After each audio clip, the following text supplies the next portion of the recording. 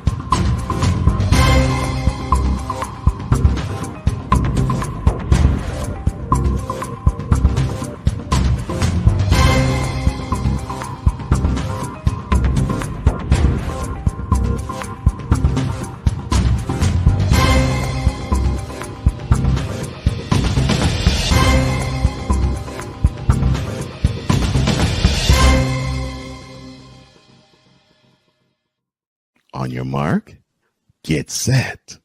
Let's go. I can't do it. We'll do it live. Do it live! I'll write it and we'll do it live! Mister, will you please wake up, wake up, wake up, wake up, wake up?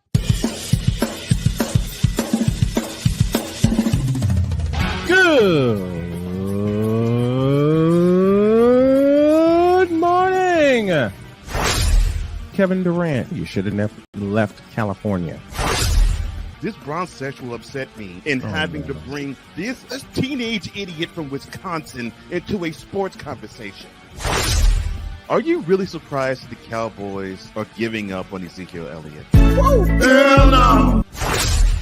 Well, no one cares about baseball. Bitch, are you for real?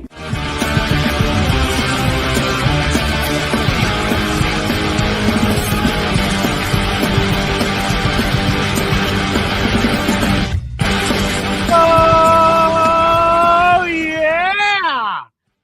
Time to get this party started, ladies and gentlemen. Good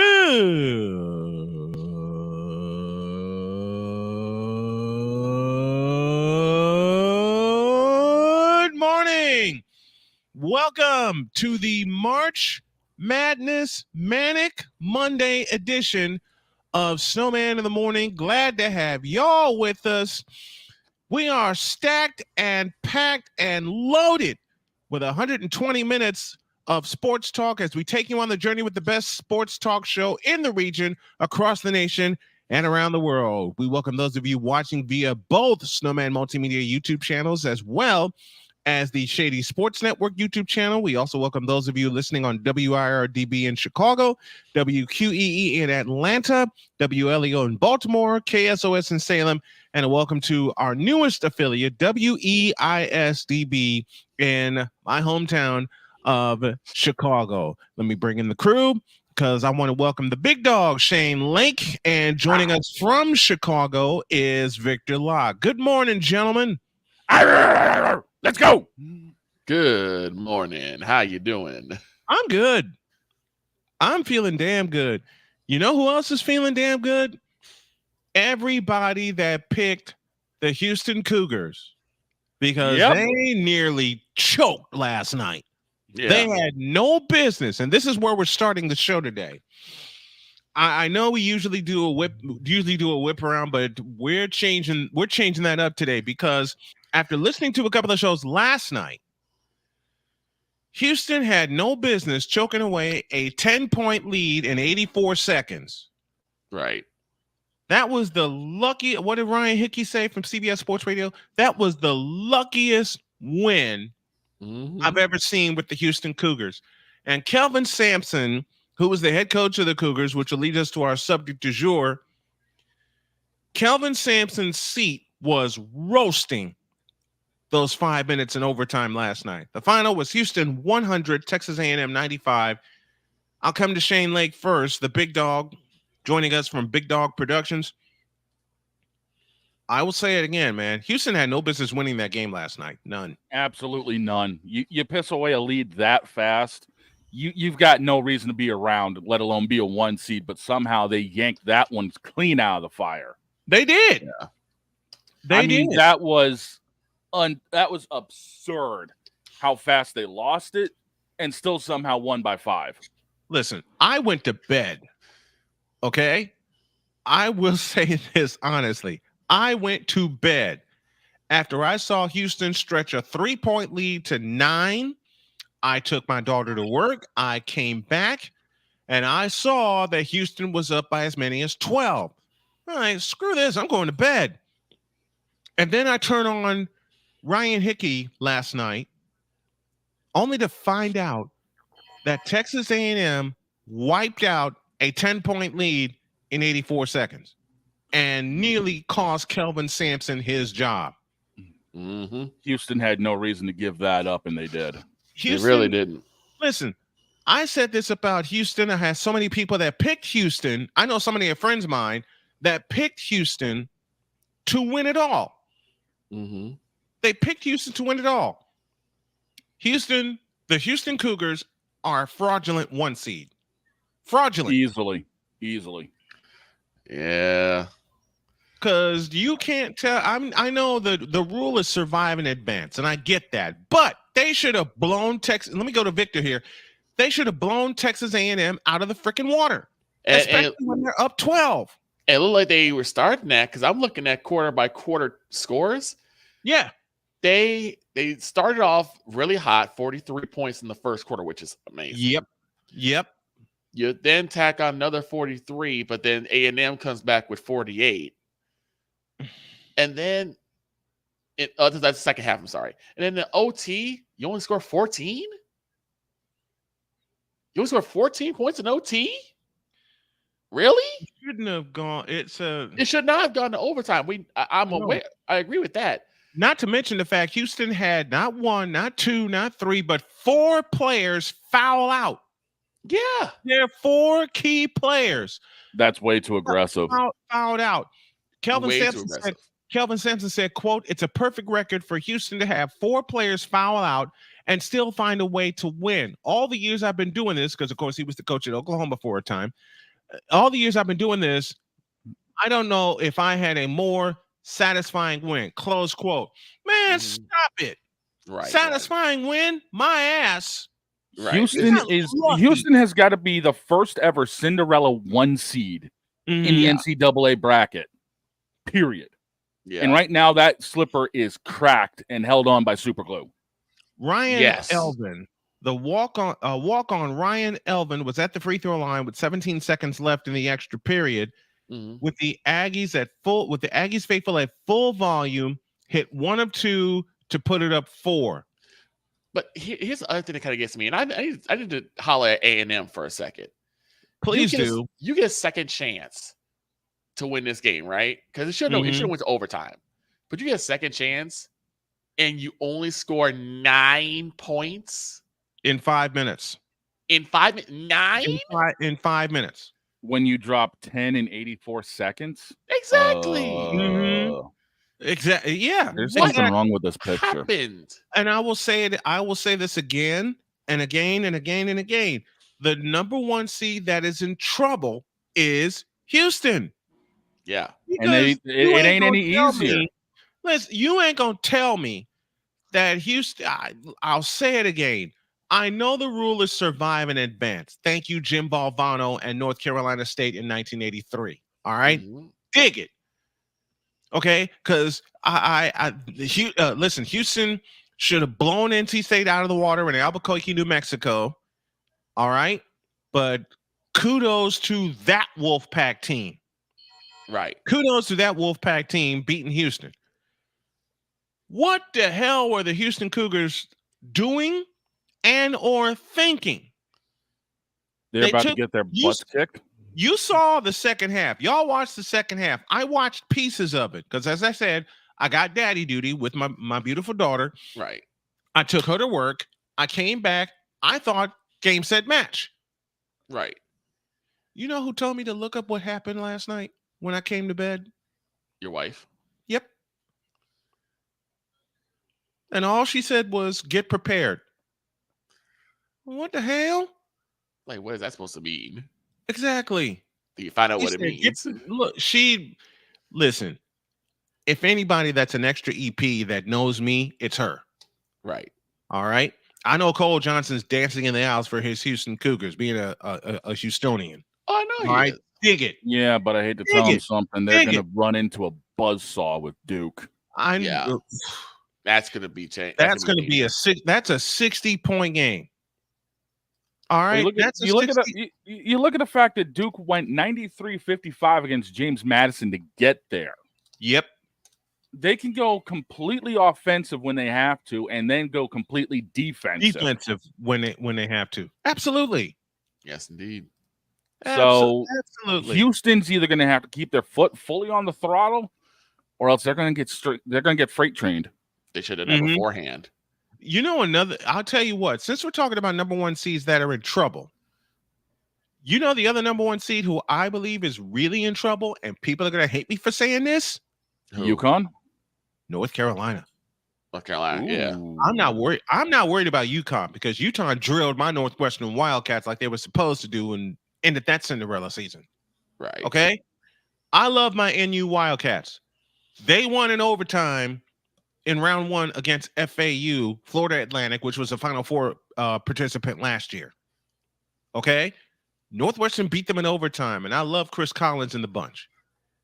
North Carolina is going. Listen, why don't we just go through the recap? It started Thursday. The winners were North Carolina, Arizona, Iowa State, Tennessee, Creighton, Illinois, ILLINI, Oakland over Kentucky, and we got something to say about that after the break. Kansas, Gonzaga, Duquesne, aka Duquesne. Thank you, Jody. Oregon, NC State, and we'll definitely talk about them later. Texas, Washington State, and Michigan State, who started the day with the first upset. Now, you know it's going to be a hell of a tournament when the first game that you see, Michigan State and Mississippi State, and Michigan State says, F y'all, we're winning this game.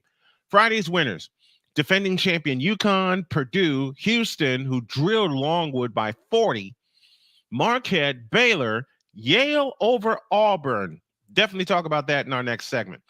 The Duke Blue Devils, Alabama, who won by 13 over Charleston, San Diego State, James Madison, who beat Wisconsin, Grand Canyon University. I love GCU. I love the Antelopes. Clemson, Colorado in a miracle finish, 102-100 over Florida. I mentioned Northwestern beat Florida Atlantic by 12, and that took overtime. Texas A&M and Utah State over TCU. To Saturday's results in the second round, North Carolina beat Michigan State. They were in trouble for part of that game. Arizona wins. Iowa State, Tennessee, Illinois, who beat Duquesne by 26. Creighton over Oregon. Gonzaga over Kansas. Bye-bye, Bill Self. North Carolina State, who beat Oakland by 6. Yesterday's results, Purdue drilled Utah State. UConn drilled Northwestern, and we'll talk more fraudulent number one seeds in a minute. UConn drilled Northwestern. Houston, which we opened the show with, Marquette beat Colorado by 4. Clemson over third-seeded Baylor, and they may need a coaching change. Duke over James Madison, Alabama, and of course San Diego State. Your matchups as we go to the Sweet 16 on Thursday. Clemson against 2-seeded Arizona. San Diego State gets top-seeded UConn in a championship rematch. Alabama against North Carolina. Illinois against 2-seeded Iowa State in the East region. Now let's go back to Houston. We're talking about fraudulent number one seeds. Houston is one of them. The other is North Carolina. I'm sorry, but North Carolina is a fraudulent number one. Your thoughts, gentlemen? Yeah. They didn't deserve the 1 seed going into that bracket at all. No. Because they didn't win their conference tournament. Nope. They got beat by North Carolina State, and thank God the Wolfpack are still in it. Okay? Mm-hmm. They're still in it. And now this is just this whole bracket on this side with North Carolina and Alabama and all this is completely upside down. Mm-hmm. Yeah. And having Arizona as the 2 seed. You know why Arizona got the 2 seed? Because, well, Arizona didn't win their conference tournament either. They lost in the Pac-10. And North Carolina lost their conference championship game. I'm inclined to think that Arizona did not make that, because Arizona didn't make the Pac-10 championship game, and North Carolina did, is why Carolina got the 1 seed and Arizona got the 2 seed. And I'm hoping Alabama beats the ever-loving blank out of North Carolina. Agreed. In the West region. That whole bracket is completely screwed. It is. Alabama gets all right. In the West region, Alabama gets top seeded North Carolina. Clemson gets 2 seeded Arizona. That's in the West. Each region goes San Diego State, UConn 5-1, 3-2 Illinois against Ohio State. And I'm calling this right now, Illinois and UConn for the East Regional Championship on Saturday. Your thoughts? It wouldn't surprise me any. I think the better matchup is going to be the 2-3 Illinois and Iowa. Mm-hmm. Yeah, because that game's going to be a slobber knocker either way you look at it. That's a 10 o'clock. That's a Agreed. 10 p.m. game. Ooh, That's a 10 p.m. game in Boston at TD Garden. That place is going to be raucous. Dear Lord. The West region will play the Staples Center in Los Angeles. We got a break, and y'all will see some new breaks coming up here throughout the course of the week. We're reloading everything. We got a break, and when we come back, the question of the day is: should a coach be measured by his in-season or postseason success? The guys and I will discuss it. This is Snowman in the Morning with Cole Johnson. We're back in a flash.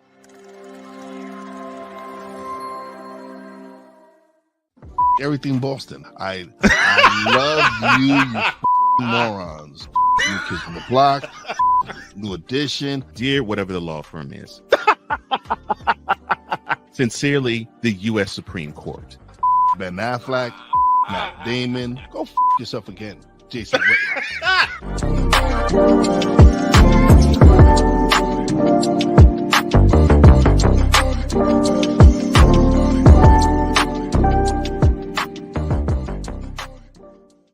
Join the transporter to Hades. Your butt and gut becomes one.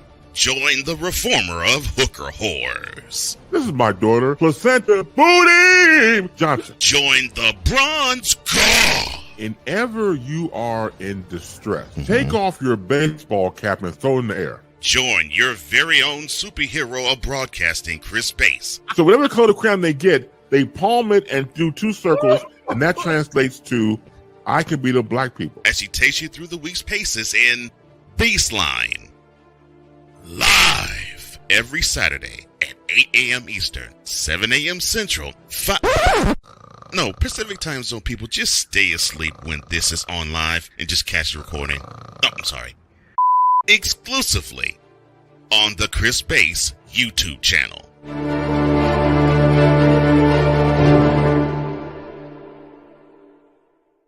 Ready to hang with some fellas who know football? Let's ride.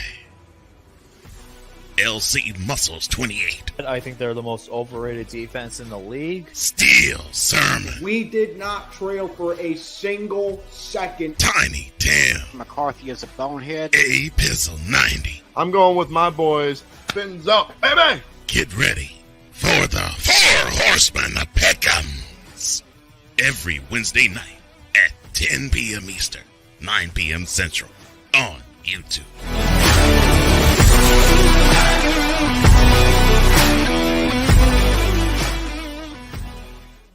Mister, how do you operate this Twitter thing or this Instagram thing or whatever the heck? You're supposed to know all this stuff. Anyway, welcome back to the show. Oops. Gummit. Everything Boston. Sorry about that, folks. Push the wrong button. The fight with machines continues. It's Monday. It happens. It is. Snowman back here. This portion brought to you by BetUS.com. March Madness is here. NBA, NHL, and Major League Baseball are in action as well. And if you want the best action, BetUS.com is the way to go. The sportsbook is celebrating their 30th year with the best action at the best time. Log on to BETUS.com. Use the code Snowman for a 125% deposit match. BetUS.com. where the game begins. And join us tonight as the Iowa Lady Hawkeyes will look to take one more step toward the Sweet 16 as they will battle 9th-seeded West Virginia. The game is set to start at 8 p.m. Eastern. We'll be up at 7:30 with the pregame show presented by BetUS.com. We're going to take another break because something is not right. Something's not right with me. So we're going to take a little bit of a break. Allow me to do this. I will get back, and then we'll have our discussion. Back in a minute. Hey, Eagles fan. Join my man Cool McCain and a host of others as they break down every single game, every single week in an objective manner, and also from a fan's perspective as well. Remember, this cast feels just like you. Nobody likes you. And you don't care. Fly, Eagles, fly. Eagles Elite Podcast, every Wednesday at 8:30 p.m. Eastern on YouTube and other podcast outlets.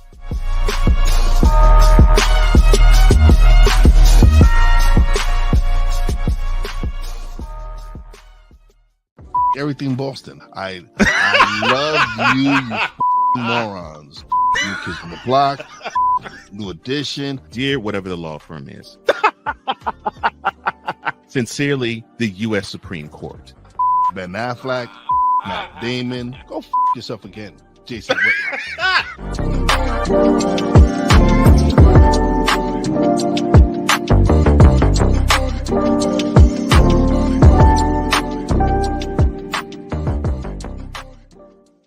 Ready to hang with some fellas who know football? Let's ride. LC Muscles 28. I think they're the most overrated defense in the league. Steel Sermon. We did not trail for a single second. Tiny Tim. McCarthy is a bonehead. A Pistol 90. I'm going with my boys. Fins up, baby. Get ready for the Four Horsemen of Pick'ems. Every Wednesday night at 10 p.m. Eastern, 9 p.m. Central on YouTube.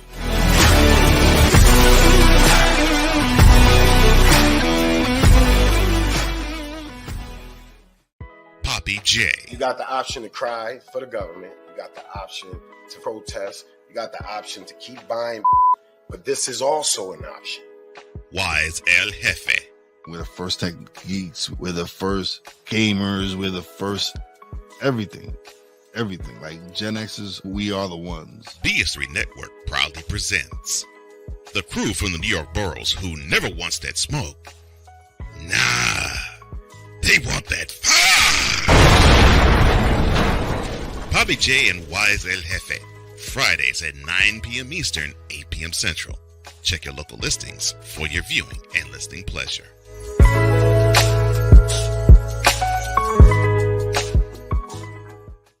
Mister, how do you operate this Twitter thing or this Instagram thing or whatever the heck? You're supposed to know all this stuff. Anyway, welcome back to the show. Brian McCarthy at the bottom of the hour, and we don't know what he's going to talk about because I asked him for a slate, and he says, I don't know. We got smacked with a snowstorm, but he will join us in 12 minutes. So I sympathize. Trust me. Boy, do I ever. No, we got smacked on Saturday. I get it. Here is the question of the day, gentlemen. And thank you, and a shout out to my buddy Ryan Hickey from CBS Sports Radio with this topic. And it goes like this. With Kentucky's loss to Oakland University, and of course, Kentucky is coached by Kelvin Sampson, Matt Painter, who was the coach of Purdue, somehow Purdue got a number 1 seed. Should a coach's success be measured by in-season record or postseason record? Let me start this conversation, and it's going to be an uncomfortable one with a lot of people that I know. Mm-hmm.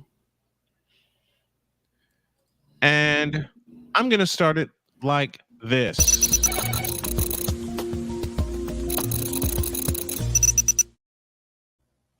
I use the example of North Carolina State in 1983. when Jim Valvano did not have the best regular season record, and he and his Wolfpack were featured in a recent documentary called Survive and Advance. They made the tournament. They got out of the ACC, made the tournament, and wound up winning the damn thing. You know how long Valvano stayed the coach at North Carolina State? Until they got stricken with cancer in 1991. You know how revered Jim Valvano is for that championship? Which brings me to what happened Thursday with Kentucky and John Calipari. John Calipari is supposed to be this master recruiter. John Calipari is supposed to be this wonderful coach. John Calipari is supposed to be a championship coach. For all the years that he's done all of that at Kentucky, you know how many championships he's brought home? 1. And that came on the back of Anthony Davis in 2012 in New Orleans at the Superdome. To echo a song by the great Janet Jackson, what have you done for me lately? I'll answer that question, Kentucky fans. Not a damn thing. Not a damn thing. I belong to a group on Facebook called Kentucky Basketball Fans and More. And you would think with the success that Kentucky has had over the years, with the coaches that they've had, Joe B. Hall, Rick Pitino, now John Calipari, that, you know, they would be swimming in championships. Wrong. I think it's time for Kentucky to move on from John Calipari because it's the same song and dance every regular season. They do great. Sometimes they get smacked around in the SEC tournament, just like this year. They get to the tournament, they get a high seed, and then they run into teams like Oakland that figured them out. And I mean figured them out early because Kentucky had an early lead in that game. They surrendered it and never got it back. They never got it back. Postseason success makes a coach, especially in college basketball. Just ask Jim Valvano, the late Jim Valvano. Just ask the late Dean Smith, the late Bobby Knight, the late great Jerry Tarkanian. Those guys prepared their teams for the postseason. And I mentioned Jerry Tarkanian in this conversation because all you have to do is look at 1990 when he gave a bunch of players that no one else wanted to give a chance. He gave them a chance and they won the damn thing. Mike Krzyzewski, Roy Williams swam in championships. Their success is measured by the postseason. A lot of Kentucky fans that I know say, look at our regular season record. Oh, yeah, what happened in March? You got bounced by Oakland University out of Michigan. Kelvin Sampson's seat was roasting last night in overtime, and then Houston got lucky and pulled it out. Matt Painter, same thing. His seat is going to be hotter than hell this week if he doesn't get Purdue to Phoenix, Arizona. And I don't think they will. I don't think Purdue will reach the Final Four, which means the AD at Purdue, the fans, the boosters, and everybody needs to have a serious conversation amongst themselves about the success of Matt Painter. Do you measure it by the in-season games or do you measure it by the postseason? Because Purdue is sitting with a number 1 seed right now. If they don't get to Phoenix, Arizona, this season is a failure. Period. I say the same for Kelvin Sampson and the Houston Cougars. If they don't get to Glendale, Arizona, and State Farm Stadium and be one of the Final Four teams that is playing for a national championship on April 8th, that season is a failure. Period. Mm-hmm. With all of these blue chip teams and these blue chip coaches that go out of their way and sometimes out of the country to recruit players that want to bring them championships and they don't do it, kick them out. Get them out of here. They don't deserve your support. And I'm talking fans of all the teams with the same kind of coaches, the same kind of propaganda, the same kind of, and you can fill in the blank there. And what happens in March is always the same damn thing. No success whatsoever. You measure a college basketball coach by a trip to the Final Four or a trip to the national championship game. I include Bill Self in this conversation, who got bounced in the second round. And it wasn't even 2 years. It was 2 years ago when Kansas won the damn thing by coming back from a 15-point deficit against North Carolina. And I'll say this about North Carolina being a 1 seed. Hubert Davis, your seed is hotter than hell also, because you got beat by Kansas in the national championship game 2 years ago. Last year was a failure, and this year is a bigger failure if you don't get to Phoenix, Arizona. Period.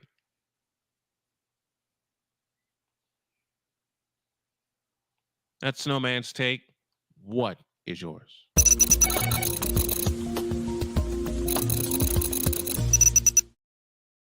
To the big dog we go. Your thoughts? It's easily got to be postseason, and it doesn't matter the sport. Plain and simple, you're measured by the rings you're wearing at the end of the day. Look at all. I'll give you 3 managers off the top of my head that when it came down to it, unless you are a loyal member of that team, the rings are what mattered. Joe Torre, Tito Francona, Bobby Cox. There is the 90s and 2000s personified. Yep. Because look how many times the Sox, the Yanks, and the Braves matched up. The 90s was literally Braves-Yankees. Yep. That's literally what it was in the World Series. You could basically bank on it. I believe they met 3 times. I believe it was. I believe they met 3 times. 96, 99. And I want to say, no, they only met twice, because I know the Yankees swept them twice. Go ahead, Shane. Yeah. And look at basketball. Phil Jackson, plain and simple. Look at football. Call me a homer. Bill Belichick. Bill Belichick. Bill Belichick. Bill Parcells. Bill Walsh. Let's go down to Dallas. Jimmy Johnson. Yeah. Yep. It doesn't matter the sport. It's postseason that matters the most. Yes. You could have the best record in anything, but unfortunately, the way the postseason is, you got to step up at the biggest time. You drop 4 games, you drop 3 games in the postseason, people ain't going to give a crap about you come Monday. Ain't that the truth? Yep. Victor, your thoughts before we go to a break? I'm absolutely 100% with both of you guys. It's always been, for me, the postseason. Yeah, the winning record or a great record in the regular season sets you up for the postseason. But the postseason is where you really make your hay. And we'll take to someone that we talk about during on Wednesday. Everyone likes to bring up his numbers and his stats in the regular season. What does he do in the postseason? I rest my case. For me, it's like this. Not a damn thing. For me, gloating about having a winning regular season is like gloating at the fact you got a participatory trophy. It ultimately means nothing. Because where are the rings? Where's the thing where you say that you're the best of everybody with that championship? That's the only that should matter. And that's why I get so annoyed, particularly in the college ranks, where they're like, well, we beat this school and we beat this school during the regular season. But if they're going to the championship and you're not, what difference does it make? It doesn't make any kind of difference. Period. It makes no difference. None. So then None why? whatsoever. So why are you gloating about a win in the middle of the season? Again, let's take it to how basketball is. Gloating about winning, about having a great regular season record is like gloating at the fact you won the NBA Cup. Again, it means nothing. Absolutely nothing. And they're still trying to gloat over the NBA Cup. So what does that tell you? So for me, a coach's measure is how does he handle big stress, big time situations. And the only way you get to those is if you get to those finals, you get to those champions, you get those Super Bowls. That's where the measure of a coach is really going to shine. And that's always how a coach is going to be measured. Don't forget, tonight, women's NCAA basketball tournament, round 2. The West Virginia Mountaineers and the Iowa Hawkeyes. Will Caitlin Clark's run continue, or do the Mountaineers have an upset? Tune in tonight at 7:30. Yours truly will have the call as they will play at Carver Hawkeye Arena in Iowa City. Caitlin Clark's last game at Carver Hawkeye Arena. We got a break, and then we got some coffee with McCarthy when y'all get back. Snowman in the Morning, back in the deuce.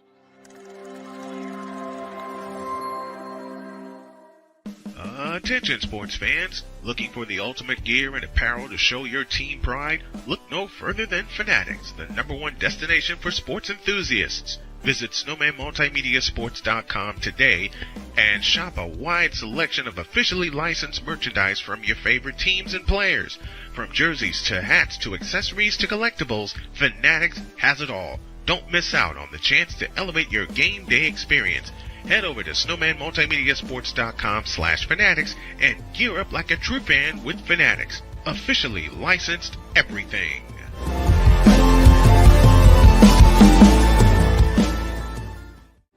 Are you ready to upgrade your coffee game? Prepare for an invasion of flavor with Invader Coffee. It's the caffeinated elixir that fuels champions, the blend that pushes boundaries. Whether you're battling deadlines or exploring uncharted territories, Invader Coffee has your back. Join the invasion at invadercoffee.com and taste the difference for yourself. Use the code SNOWMAN for 15% off your first order. Invader Coffee, veteran owned.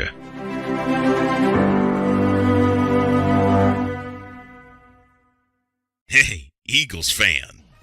Join my man Cool McCain and a host of others as they break down every single game, every single week in an objective manner, and also from a fan's perspective as well. Remember, this cast feels just like you. Nobody likes you. And you don't care. Fly, Eagles, fly. Eagles Elite Podcast. Every Wednesday at 8:30 p.m. Eastern on YouTube and other podcast outlets.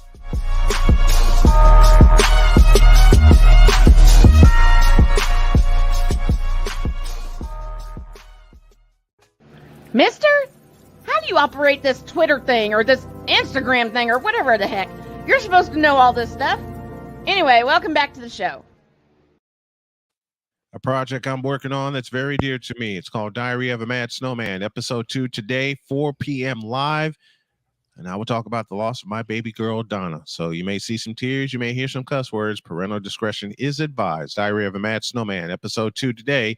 In a chapter I like to call Fighting the Good Fight. Donna's the first chapter therein, 4 p.m. live today. So check it out on all of our channels. Let's not waste any more time. Let's have some coffee.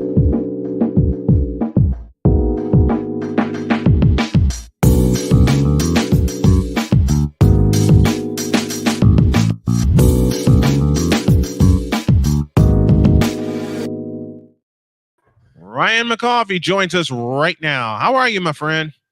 Ryan, what's brewing? What day is this? It's Monday, brother. Hold on. That would be the International Italiano e Supervillain Espresso McCoffey. Ta-da! Flamingo guitar. Insert flamingo guitar here. Yes. I asked Ryan this morning what's on the docket, and he gave the best man answer that I could think of. And he had a very good reason, because his area, as well as Shane's area, got smacked by a snowstorm. Mine got smacked. We're still cleaning up. I'm still cleaning up too. Mine got slammed on Friday while I was still in the office, mind you. Ooh, man, we got smacked Saturday and we're still digging out. Yeah, same here. But it's supposed. I don't know where Shane. I don't know where you are, but I think our snow will be gone by Friday. Dude, I'm up in Maine. It'll be gone by April. Yeah, There you go. Remember, we got 5 seasons. We got 5 seasons. Mud's one of them, and it's coming. Oh, yeah.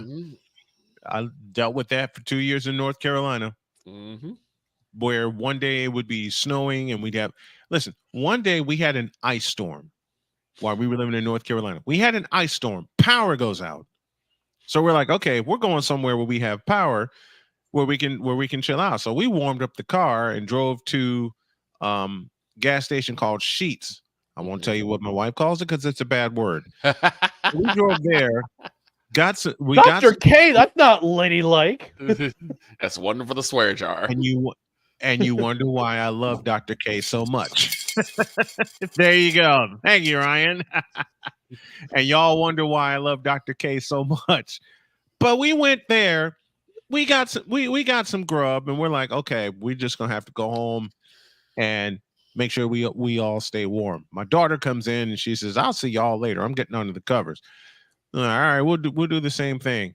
We fall asleep, and about 2 hours later, we're both roasted, and we're like, "What the hell?" Power comes back. Oh. The next Ain't day, it the way. the next day, it was 69 degrees. I was going to say it's 75. It was 75 degrees. It was 70 degrees the next day. Yeah. Yo. That's why when I live down south, it's like you get a storm and all of a sudden it's in the 60s and the 70s. I got one. Snowman and I were working at Ho Chunk. Yes. Was a Saturday. Yes. We were roasting for most of the day. It was like at least 70, 80 degrees. The whole day. It hit 80 that whole Saturday. The whole day. So we're like, knocking back bottles of water. We're trying to make sure we're staying cool. We get to the last game of the day. Yes. And as soon as the pitch hit the glove, there was a 40-degree drop. Ooh. It was cold. I'll say I was heavier at the time, and we got cold quick. Mm-hmm. And my boss came by my field and saw me shaking. Yeah. He saw me shaking. He comes up to me and says, "Go get what you need to get." I took off. Same. I ran to my car, grabbed my blanket out of the back seat, and raced back. And Fran wrote to Victor and says, "Go get what you need." Victor took off. Grabbed my coat that was in the back seat. Mm-hmm. Put that on. We were still shivering. Oh my God, it was cold. It was a mess. Okay, Mr. McCoffee. So Anything. I heard you guys talking a little bit about University of Kentucky and the big programs and rings and how if you don't have the rings, you ain't ish. Yes. So we talk about Kentucky and how they got bounced from the first round of the bracket. Yes. To Mr. Calipari, there's a small Jesuit school in Loudonville, New York that has a vacancy. If you're looking to get away from the notoriety of these big programs, Siena College is looking for a head coach. Nice. I feel it. Dig it. Hey, I mean, I feel it. Rick Pitino used another MAC school in Iona as a stepping stone to get back to the Big East, and now he's at St. John's. He's at St. John's. Yep. But if you're looking to escape, and I know, Capital Region, the press can be, with all three newspapers, can be a little bit tough. Yep. 3 newspapers, as opposed to an entire state on your back. Right. But yeah, if you need a vacation, let's come to Loudonville, New York. Siena College looking for a coach. I think he should pull the trigger and just go. And yeah, we talked about fraudulent number 1 seeds, and I mentioned 2 of them, North Carolina and Purdue, and they're going to be measured the same way. I want to know this. For people who came to me were so excited about the Tar Heels getting the number 1 seed, I said that's fraudulent. They should not have gotten the number 1 seed. They should have not gotten the number 1 seed. Period. I'm not saying that because they should never gotten the number 1 seed. I barely paid attention to college basketball this year. I still filled out a bracket because it's tradition. All right. Mm-hmm. And even I thought North Carolina was not a number 1 seed. Yeah. I thought there were 2 or 3 at best. I'd put them at a 4. Okay, because they got beat by You're Snowman. You're contrarian. But I put them at 4 because they got beat by North Carolina State in their conference championship game. Shane was talking about it earlier, how the seeds were upside down. Carolina got a 1, Arizona got a 2, and neither one of them made the conference championship game. Well, Carolina did. I beg your pardon. And here's a fun thing: NC State's still rolling. The shades of 83. It's shades of 83 right now. If you're a Wolfpack fan, it's how I let off. Yeah. The ghost of Jim Valvano lives, and I think this is as far as I picked them. But I wouldn't be surprised if they wound up in Phoenix, Arizona, in 2 weeks. I wouldn't be surprised. I would not be surprised at all. Well, they'd have a long road to get there, going through Marquette and Duke. Yeah. If y'all know Duke's going to freight train Houston. Yeah. I hope they do. And Kelvin Sampson gets roasted. I don't. Well, I'm sorry if your bracket has it the other way, but I don't give a damn about the bracket. I was gonna say, Ms. McCarthy. I did both my bracket. I was gonna say, who hell with your bracket, sir? I got no money on it. It's just for pride and again, tradition. Right. I was gonna sorry, say, Icarus. Mutually assured destruction. Sorry, Icarus. Your pride's about to hit. Mutually assured destruction. I remember that. By the way, guys, but Snowman, we have some breaking news from the NFL. I don't know if we saw it. Wait. Ryan's Get the breaking bumper some ready. news. Get the bumper. Ryan's breaking some news, folks.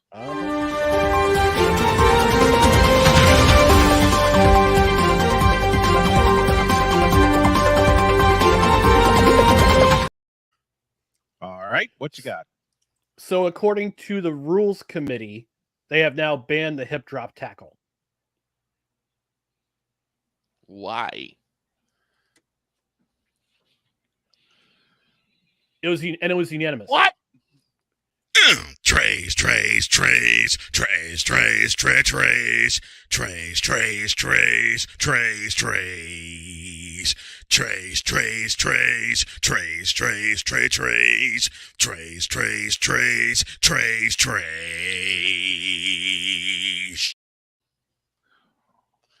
Why?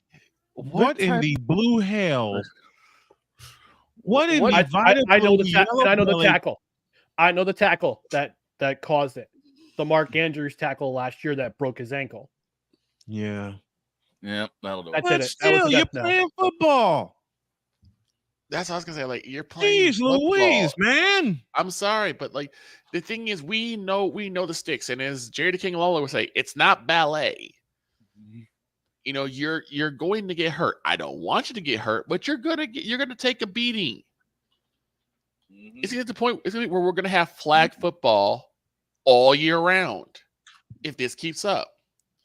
Does flag football is an Olympic sport? Hey, flag football is an Olympic sport in 2028. Oh my God! You got to be. I can't say what I want to say. I can't. Look, I'm just dropping facts. Don't be mad at me. I'm just dropping facts. Don't be mad at me. I know. We're mad at the idiots making the stupid decisions. Yeah, exactly. Royston Gibbs in the house with us. And he dropped a super chat. Thank you, Royston, very much. Right. $1.11 coming my way. If y'all want to contribute to the show, please do so. And if you can spare the Snowman a coffee, you can do it right here. Drop the cash app to $ Tallman Dr. K50. Help our executive producer out. Also, host Cole Johnson is the ID you need there. Back to the hip tackle being banned.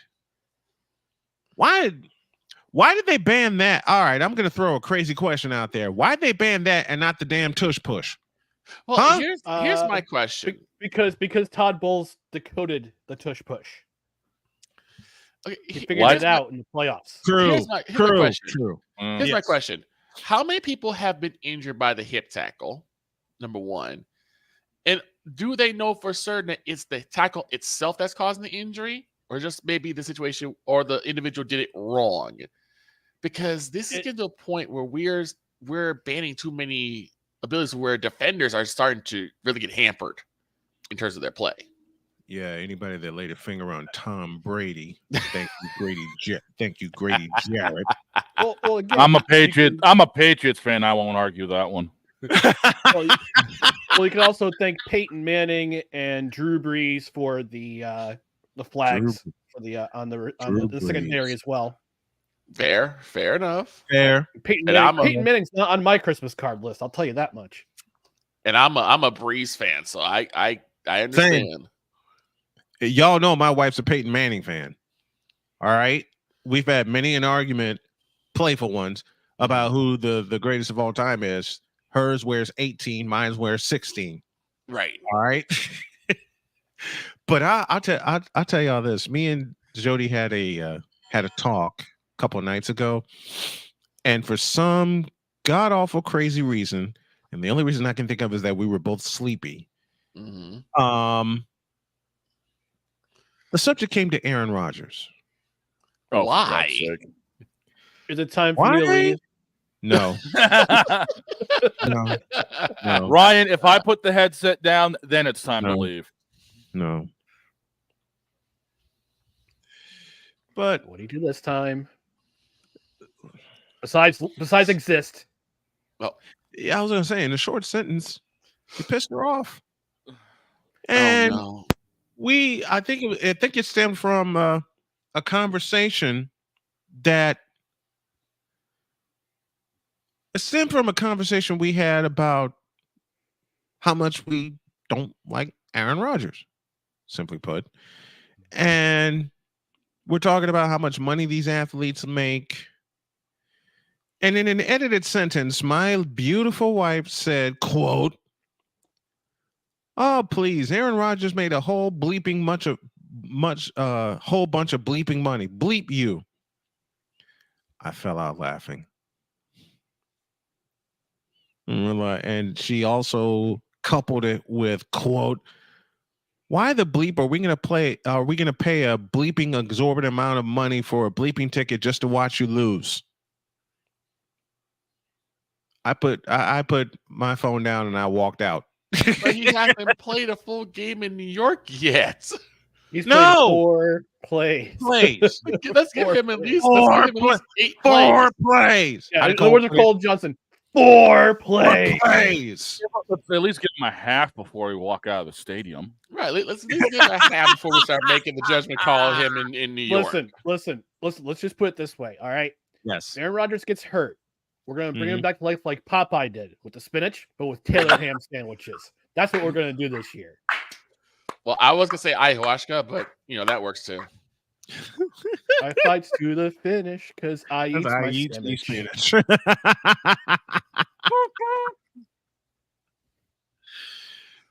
And man, coming home from school, that was the first cartoon we'd see. There were 4 sets of cartoons we'd see when I get home from school. Looney Tunes, Popeye, Mighty Mouse, and Heckle and Jekyll. All in that order. Switch Heckle and Jekyll for Tom and Jerry for me, but basically the same thing. Yeah. In fact, remember when WGBO became? You remember when WGBO just showed cartoons all the time back home? All the time.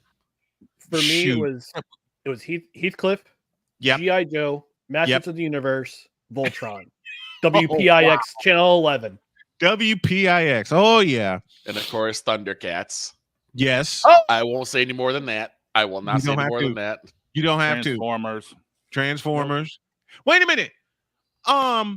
When cable first became a thing, one of the stations that I used to catch all the time was WOR out in New York. Sunday mornings, there was this show on Sunday mornings. Oh, Steam Pipe Alley. Mm-hmm. There was a show called Steam Pipe Alley. And one day I was about the house cleaning, and all of a sudden that theme song just popped in my head. And I'm sitting there humming it, and my wife comes out and goes, "What are you humming and why?" I said, "Baby, do you remember a show called Steam Pipe Alley?" She says, "No," and I'm going back to bed. Okay. She's like, "No, and I don't care. I'm going back to bed." I do remember Danger Cat and Minute Mouse. Remember that? Danger that was Mouse. Old school. Oh my god! No. This is I never heard Danger Cat. Danger Mouse was British. Oh yeah. Danger Cat and Minute Mouse. Okay. Yeah. Okay. There was Count Duckula. Count Duckula. For me, Count Duckula. You can't do that on television. Nope. Yeah, I remember that. Oh man. All the horns off key. Yeah. Green slime. All the horns were off key. There's another Doug, one I remember. Rugrats, Ren and Stimpy. Oh, See, God, that was post my era. Double Dare. Mine. I remember game. Double Dare. I remember Nickelodeon game called Double Dare. Yeah. Yeah. Double Dare. Yeah, with Mark Summers. Yep. I remember that. With Mark Summers. I wanted to play on Double Dare. I wanted my family to be on Double Dare, but we had two big problems. One, it was in Orlando, and we couldn't get there because sister and I had school, parents had work, and two, Aussie school time. Yeah. But we used to watch Double Dare a lot. Mm-hmm. And my mother looked at it and says, I'm not getting that slime.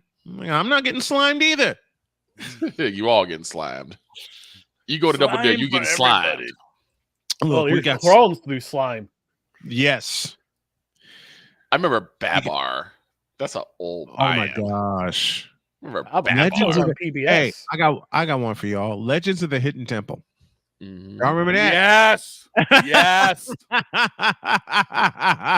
Really that was Double Dare, but with the Mayans. Yeah. Yeah, it was. That's it was. All right.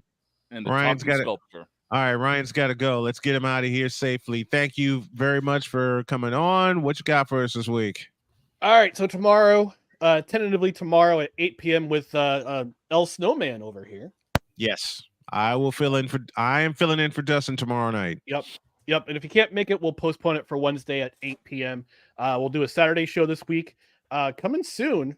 We had a production meeting yesterday. Digging out of the snow, we got to a local restaurant. Nice. Did production meeting. No ticket required. Just coming back this summer. We got 7 movies we're going to review. Nice. I'm also going to do some alternative play-by-play for the Firebirds this year, and we're going to start some baseball as well. So who you covering? Who you covering? We're just going to do random Sunday games. Ooh. Yeah. Really? We may have to team up for that, and we may definitely have to team up for the CFL. Yeah. May have to do that. For sure. Get on out of here, man. You get back to work, we'll do the same. Thank you, brother. Appreciate it. All right. Thanks, fellas.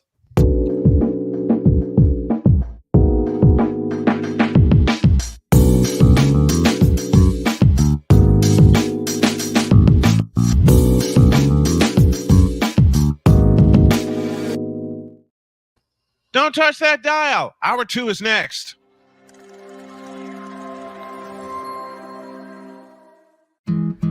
Where did the time go?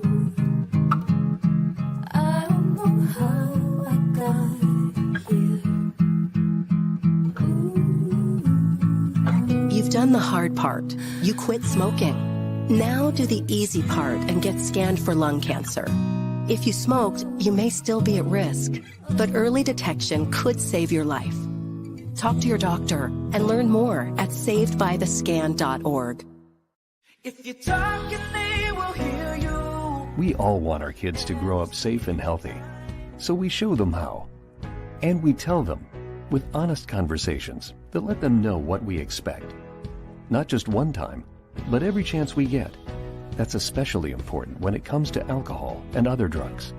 Kids not only need to know the dangers and how to avoid them, they need to hear it often from you. And when it comes to pain medications, opioids, they need to know that they should never be taken without a prescription and never shared with friends or family. It's dangerous and illegal. So talk with your kids and guide them through the challenges of growing up safe and healthy. Because when you talk, they hear you. For more information about talking with your kids about underage use of alcohol and other drugs, visit underagedrinking.samhsa.gov. So talk, they hear you. You can do it if you try. He was only 58 years old when he passed away, that outcome could have been different. Colorado happens to be one of the worst states for radon levels. It's in our ground, and it seeps up. The more you breathe radon, the more chance you have of DNA being hit and the cell mutated. The EPA estimates 22,000 lung cancer deaths a year caused by radon.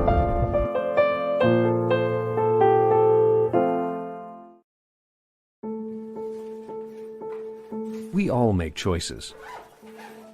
When it comes to alcohol, kids make choices whether to drink or not. Bye, Dad. Bye-bye.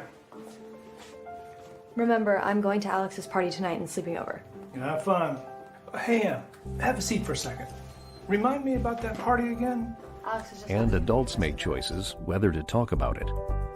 That's true of parents and every other trusted adult in a kid's life. Kids want to know our expectations when it comes to alcohol and other drugs. They want guidance and honest answers to their questions. And it makes a difference when the message is consistent and part of everyday conversations. So talk with your kids and help lead them on a positive path. Because when you talk, they hear you. For more information about talking with your kids about underage use of alcohol and other drugs, visit underagedrinking.samhsa.gov. Mister? How do you operate this Twitter thing or this Instagram thing or whatever the heck? You're supposed to know all this stuff. Anyway, welcome back to the show.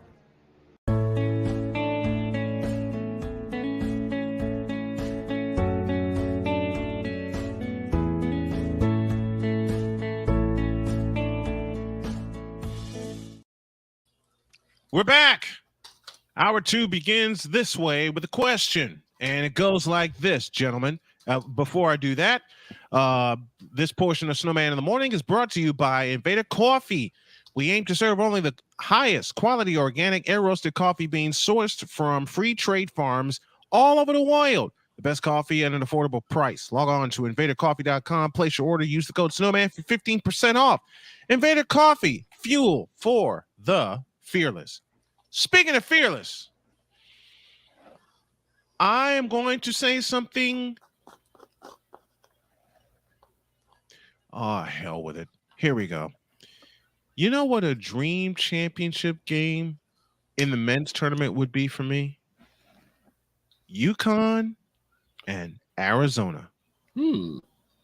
I would pay to see that.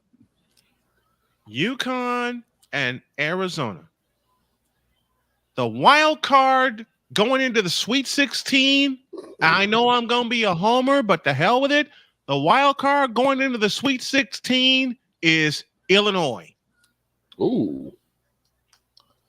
They could definitely throw a monkey wrench into things. They certainly could. I mean, here are the Thursday matchups. 7:09, Clemson takes on Arizona from Los Angeles. 7:39, San Diego State will take on UConn in a championship rematch from TD Garden. Back to Los Angeles at 9:39, Alabama and North Carolina, and Illinois and Ohio State. Iowa State. The Big Ten champs will get Iowa State to finish off the night. Friday, North Carolina State takes on Marquette, and I believe Marquette's in trouble. Gonzaga faces Purdue. Duke will take on Houston, and Creighton. Yes, the Creighton Blue Jays are alive and well. The Midwest region, they will take on Tennessee. The Midwest region plays Detroit, and the South region will play Dallas. Let's go over some of these matchups, shall we? Okay. Like I said, my dream championship, and I don't think it'll happen because of how the Final Four is drawn. My dream matchup would be Arizona. Actually, I have two of them. Arizona and Illinois, and Arizona and UConn. The safest number one seed for me is UConn. We say that, but San Diego State could put it to them. Nah, I don't see it. This is the only team I have confidence in. And when I filled out my bracket, and y'all saw it live on the air, I had no confidence in Houston. I've got no confidence in North Carolina. I sure as hell don't have confidence in Purdue. Tell me something. How did Purdue get a number 1 seed and they did not win the Big Ten championship? The homers the homers in the selection committee. Yeah. I mean, that's the easiest answer in the book. I mean, how the hell did North Carolina get one? The homers. And they lost to North Carolina State. And North Carolina State is the lowest. I believe NC State is the lowest seed remaining at 11. They are. Tell me how the hell did North Carolina State get screwed so badly with an 11 seed and they won their conference championship? I think they base that off of their regular season record. Well, I think also they don't really see North Carolina State as being like a top tier team. Like they don't see them about blue chippers. We were talking about blue chip teams, right? Right. Look at people like Alabama, North Carolina, those places, UConn. Those are blue chip teams that they see going far. And you have this sleeper cell like NC State that they didn't think was going to do anything. Of course, they're going to try and hold it back. NC State is the lowest seed remaining at an 11 seed. They're the lowest. They're the lowest seed remaining, and they get 2-seeded Marquette. North Carolina State is 24-14 going into this on Friday. Go ahead, Shane. I'll give you 3 reasons why NC State's being held down. 1, the selection committee. 2, plain and simple. Yep. Strength of schedule. The regular season schedule was not in their favor. 3, TV ratings. Yep. That's it. Wow. At the end of the day, it's a show. Yep. And you gotta get ratings. And you look at the other matchup that they've got going on. Everyone's going to tune in to watch UConn and San Diego State because it's a rematch. Right. Iowa State, Illinois is going to be a slugfest, and that's a 10 o'clock game. People are going to stay up to watch that. But you got NC State. You got NC State and Marquette at 7:09, and it's an 11-2 seed. Yeah, in Dallas.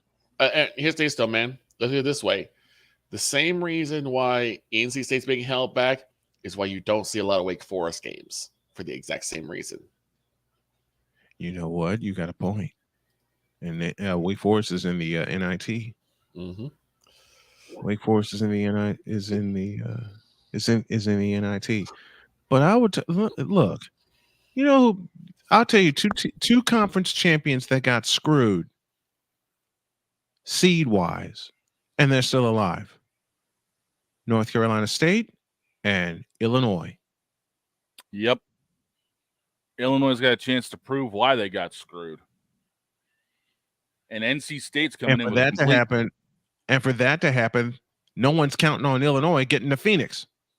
Nope. Because if Illinois wins, let me look at this bracket correctly. If Illinois wins, they got to go through UConn. Yep. Bleep. The weakest bracket has North Carolina and Alabama going at it, and Arizona Clemson. That is your weakest side of the bracket, plain and simple. I hope it's Alabama and Arizona. That would be entertaining for the West Regional title. I don't know why I want this, because I'm a Jordan fan. I'm a Worthy fan. I've been a Carolina fan since '82 when they upset my Georgetown Hoyas. Okay. But I will say this aloud, and I think Jay will agree with me. I hope Alabama drills North Carolina Thursday night. It's because I'm going to get a lot of hatred for that, but I don't care. It's because they're an unworthy 1 seed. I want Alabama to do to North Carolina what the South Carolina Lady Gamecocks did to the Lady Tar Heels. Smoke them. Like a fat blunt. It's because North Carolina is an unworthy 1 seed. And they got that 1 seed with name recognition only. Tell me how the hell you do not win your conference championship and you wind up a 1 seed. Quite frankly, It's how happened it to two of the teams remaining. Two of the teams remaining won their conference title, won their conference tournament title, and did not get a 1 seed. North Carolina State and Illinois. How would that be for a national championship? Oh, wow. An 11 versus a 3. North Carolina State and Illinois for the national championship. That would be one hell of a dance card. But for Illinois to get there, it would be their first trip to the Final Four since 2005. They would have to go through the defending champions. And this is on the assumption that they beat the hell out of Iowa State, which I believe they will. Mm-hmm. Yeah, which I believe they will. And for North Carolina State to get there, they'd have to go through Marquette and more than likely Duke. And then in that one, you still have to wait to figure out. I want them to beat the hell out of Duke. Well, you know what? I want them to beat the hell out of Duke. I want them to see Duke again and beat the hell out of them. Duke didn't even get to Duke didn't even get to their conference championship game. And they got a 3 seed. Really? 4 seed. 4. Duke, Thanks. Duke got a 4. Duke got a 4. Really? Is this model flawed? Yeah. Let me just go ahead and throw the question out there to you, gentlemen. And I'm throwing it out to everybody that's in the chat also. This current system of how they select the 68 teams for the NCAA tournament, and that's both ways, men and women, because we'll talk women's tournament when we get back from the break. Is this tournament selection flawed? And if massively, so, why? Let me go to you, Shane. Why do you think this? I know it's flawed. Why do you think this is flawed?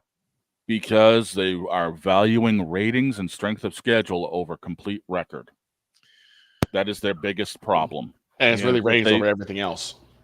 And that's the biggest thing is it's all TV ratings. Because do you really think people are going to tune in to a game if, say, Duke is more of a 1 seed than, UConn?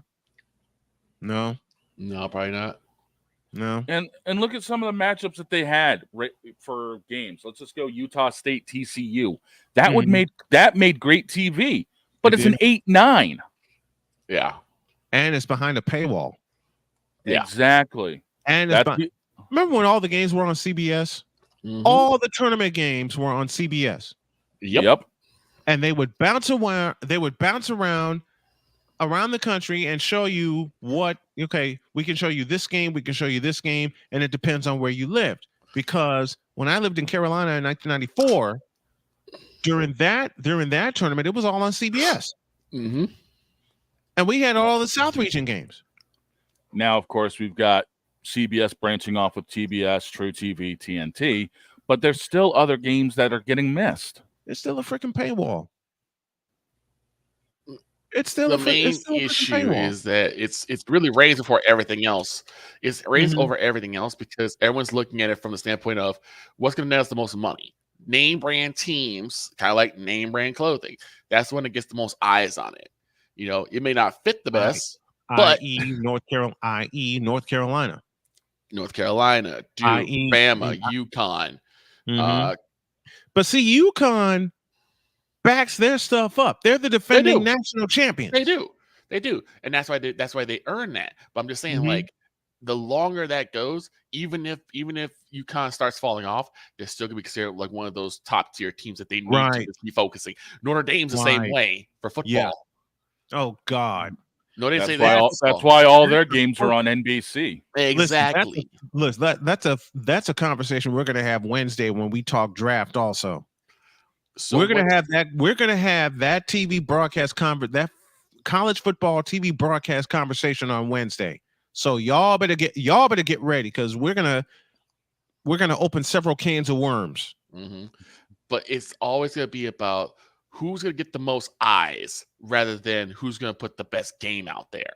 And you can say the same for the women's tournament also. Oh, yep. If Hold on. The difference with the women's tournament is the first 2 rounds are played on the campus of the higher seed. I was gonna say if the women's games are televised at all, because I still have there sometimes where you find it hard to find them. Look who's broadcasting. ESPN. Yeah. I rest my case. Some of those games are broadcasted, but it's like really weird times during the day. Yeah, that's the thing. It's really weird times during the day where you can't really catch them.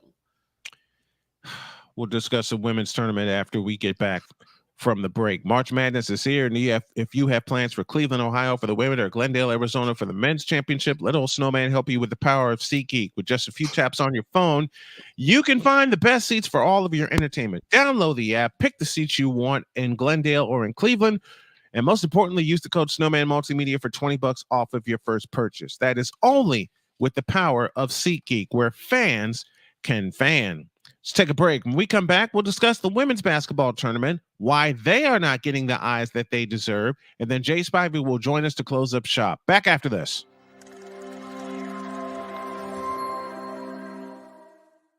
Everything Boston. I love you morons.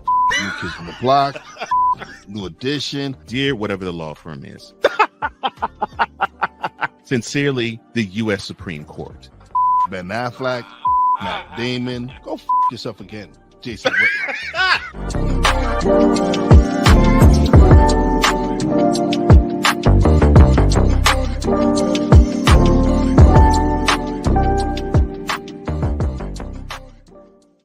Join the transporter to Hades. Your butt and gut becomes one.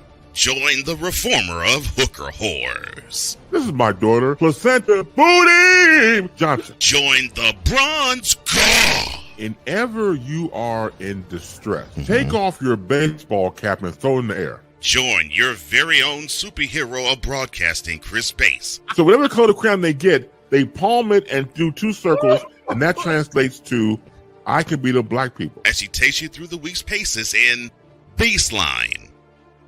Live every Saturday at 8 a.m. Eastern, 7 a.m. Central, Pacific Time Zone people, just stay asleep when this is on live and just catch the recording. Exclusively on the Chris Bass YouTube channel.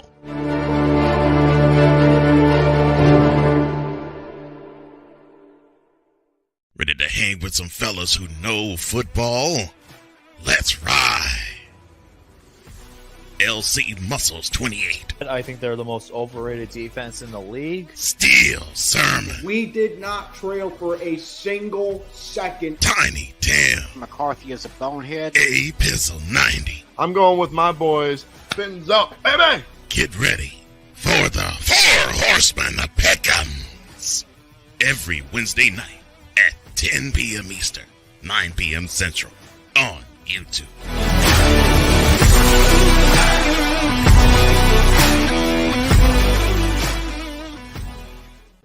Mister, how do you operate this Twitter thing or this Instagram thing or whatever the heck? You're supposed to know all this stuff. Anyway, welcome back to the show. Welcome to The Price is Right. Welcome back to Snowman in the Morning. Who's your favorite player, team, or league? You can support them with Fanatics, the ultimate place for gear and apparel. Log on to snowmanmultimedia.com/fanatics and shop a wide selection of officially licensed merchandise from your favorite teams and players. Visit snowmanmultimedia.com/fanatics and gear up like a true fan with Fanatics. Officially licensed everything. For once in my life, I feel organized. The big dog is here. Vic Allah is here with me. Let's take a look at the women's tournament, shall we? Today's games go like this. In South Bend, 7-seed Ole Miss will take on 2-seeded Notre Dame. Reynolds Coliseum in Raleigh will see 6-seeded Tennessee and 3-seeded North Carolina State. From stores in Gamble Pavilion in Stores, Connecticut, 3-seed UConn will host 6-seed Syracuse. Oklahoma and Indiana will go at it from Bloomington, Indiana's Assembly Hall. The one I have tonight, West Virginia and Iowa. That's at 8 p.m. Eastern from Carver Hawkeye Arena. Caitlin Clark's last home game ever. Creighton and UCLA from Pauley Pavilion. That's at 8:30. 10 p.m. sees Kansas and USC from the Galen Center in Los Angeles. And we go to the McCarthy Athletic Center in Spokane, Washington, where Utah will take on Gonzaga. Start with Iowa, gentlemen. Caitlin Clark's last home game ever, because she has made her declaration for the WNBA. I don't know. I don't quite know how to feel about this. This is the last one for Caitlin Clark at in Iowa City. It's bittersweet. It's bittersweet because Mhm. she's done so much in Iowa, and now she's spreading her wings. She's spreading her wings. She's taking off for the NBA. I couldn't be happier for her. Yeah, because my God, she's done so much, and she you know how deserves her much flowers. money. You know how much money Caitlin Clark's going to bring, and to say this about the WNBA, that they're still fledgling after some 20 plus years. Do you know how much Caitlin Clark, and I will say this aloud, and people are going to argue with me, and I don't care. Caitlin Clark is going to do for the WNBA what Michael Jordan did for the NBA. I can see it. You're not wrong. I can definitely see it. Flat out, And you're not that's wrong more, at all. and that's more in terms of money.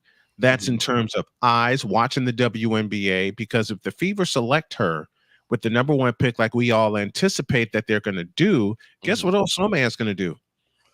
Start covering the. I'm going to broadcast every damn game. Period. I'm going to broadcast every damn game. What did Cole Johnson? Cole Johnson always tells me: plan your work and work your plan. I'm going to cover every day. I'm going to reach out to them today to see if I can get on their email list, their distribution list, get some credentials, and I'm going to cover every damn game, whether I'm here in studio or wife and I get a chance to go up to Gamebridge to see them in person. But if anybody deserves eyes on them, it's women's basketball. Yeah, you're not wrong. It's a long time coming too. And what I love about this is that they play opposite of the men. Yeah. They play opposite of the men. They played in the biggest round plays tonight. And you got most of their top seeds remaining: North Carolina State, UConn, Notre Dame, Iowa. South Carolina's through to the Sweet 16. Iowa is basically in a gauntlet for them to get to the Final Four in Cleveland. But Caitlin Clark is going to do. Let's keep it with Caitlin Clark. Caitlin Clark, Angel Reese, and a couple of others are going to do for the WNBA what Magic Johnson, Larry Bird, Patrick Ewing, and Michael Jordan did for the NBA. The new renaissance. They're Exactly. the next version, like Cheryl Swoops and Lisa Leslie. And they're going to bring a ton of money. A Yeah, ton. Again, I said this a while ago. Indiana is only a few-hour drive from where Caitlin Clark's been playing in Iowa. They're going to go. There's going to be a lot of Iowa fans are going to make the flock every home game for the Indiana game. Absolutely, they are. Let me welcome the Darian Hopkins Sports Show. Darian Hopkins himself joining us. Good afternoon to you. What up, Play-by-play DH? with JJ is here also. Remember, if you're watching on YouTube, smash that like button on both channels, people, because we're trying to get both channels monetized and stay monetized. But with this, you know who else is going to bring a lot of money to the WNBA? Paige Beckers from Connecticut. Oh, easily. Were it not for an, and she's dealing with an injury. Yeah. Well, I should say she dealt with an injury. She looks damn good coming back from it. Yeah. You know what a dream final would be? Paige UConn, Becker. Iowa. Yes. You read my mind. UConn, Iowa would be an absolute ratings bonanza. If UConn and Iowa get to the championship game on Sunday, April 7th, I'm not doing nothing the entire day. I'm making sure the wife is situated. I'm calling Victor. I'm calling Shane and tell him we got work to do. I'm already going to have my hands full with the Martinsville race that day. I'll probably still be around. I'll still be around. Wait a minute, that's at night. That would be a late game, wouldn't it? Yeah, that 3 o'clock. Eastern, 3 o'clock. Oh, that's a push. That's a push for you, isn't it? It's a big push because Martinsville's at 3. Yikes. And that's also WrestleMania Sunday, and I might be having a watch-along party of my own. I might have to join you for that. Darian Hopkins says this WNBA draft class is going to bring money this year, and I can't wait. Me neither. Matter of fact, Darian, I'm making an offer to you and to JJ and to whomever else is interested. I'm covering that draft, and I want you to cover it with me. Open invitation. I believe. Hell with it. Let's make a draft watch party for this. I believe that draft is gonna blow the NBA men's draft out of the water. I believe it. I truly do. I believe it. I believe it, man. Because you can't tell me this class that they got coming in won't bring them a load of not just bring them a load of money, but bring them a load of eyes. This class is stacked. It's loaded. This draft class rivals most NBA draft classes, except for, I would say, a handful, even of recent memory. The only draft class I can think of, and this is from the time that I have been watching basketball, where this incoming WNBA class rivals is 1984. Why do I mention 1984? Who was Michael? Yeah, Jordan's draft day. Darian says, "I'm down. Let's cross promote. I'm in. Let's do it." Matter of fact, I'll make it official. But this rivals 1984 when Michael showed up. This also rivals 1979 with Magic Johnson and Larry Bird. This blows 2003 out of the water by a landslide. Yeah. Man, you know what? I'm not even look. And we had some names in the 03 draft class, one of which, oh God help us on Wednesdays. But look at some of the other people who came out of that draft class. Look at some of the other names who came out of the 03 draft class. I believe Carmelo. Carmelo came out. Yep. Melo and Carmelo Anthony. And you know who? They were the front runners. They were the marquee. Yeah. This blows that clean out of the water. Oh yeah, it does.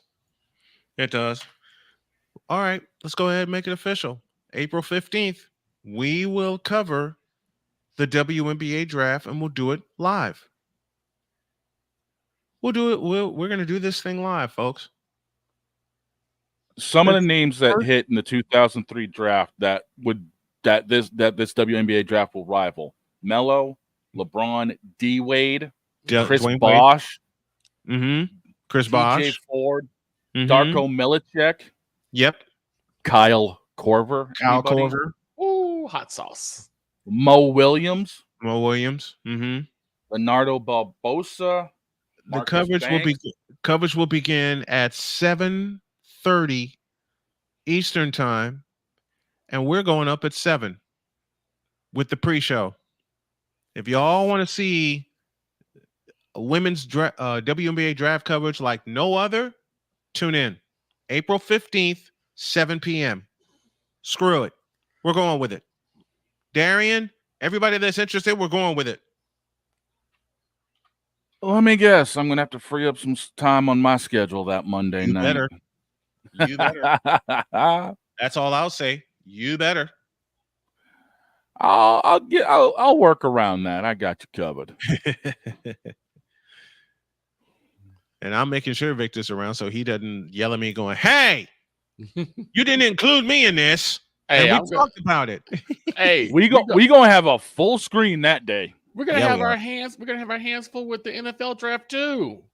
I'm already trying to get myself set up for that too. Oh God, the NFL draft. If it's anything like we did last year and all the fun we had, I'm gonna scream. And the guess listen. Victor wanted to cuss so badly when we did the NFL draft last year. Disgusting, man. Listen. We were on for a full hour before the draft even started. Yep. We were on for a full hour. Darian, you are more than welcome to join us. with all the pomp and circumstances for the preliminary stuff. Like they had like all these different musical specials. I'm like, this is a draft. What are you guys doing? JJ's talking about the MLB draft. Oh boy, we should do that one too. Wasn't this past draft in Kansas City? Last year's draft? I think so. Wasn't it in Kansas City? I think it was. Hold on. Give me a second. Let me. And I know WrestleMania this year is in Philadelphia. Yeah, it is. Raucous. It's gonna be raucous.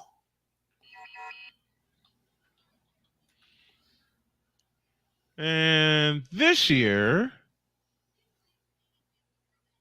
oh Lord, the NFL draft this year will be in Detroit. Oh, what? You heard what I said. Last year was Kansas City. Okay, last year was so Kansas it was City. Kansas City. Okay, Yeah, Power it was and Light. Kansas City. Power and Light District was what I'm thinking.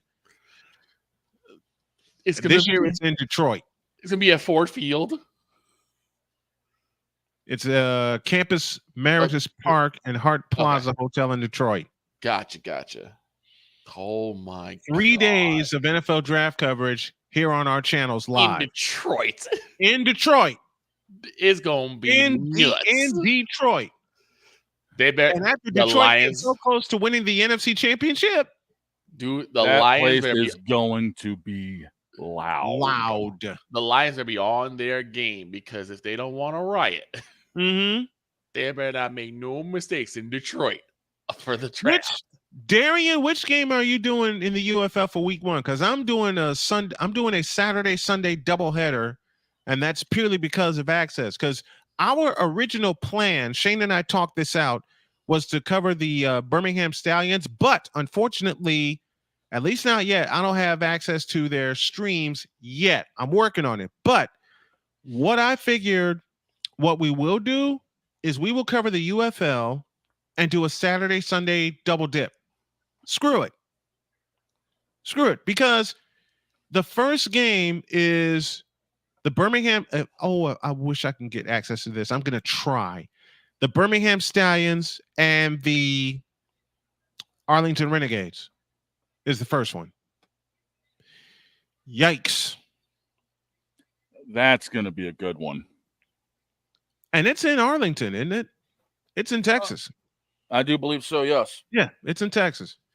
All right, we got a break. When we come back, we'll go down to North Carolina and we get thoughts from, and we get a few Spivey notes. And I know what he's going to say, and I'm going to laugh my head off when he does. Back in a flash. Hey, Eagles fan. Join my man Cool McCain and a host of others as they break down every single game, every single week in an objective manner, and also from a fan's perspective as well. Remember, this cast feels just like you. Nobody likes you. And you don't care. Fly, Eagles, fly. Eagles Elite Podcast. Every Wednesday at 8:30 p.m. Eastern on YouTube and other podcast outlets.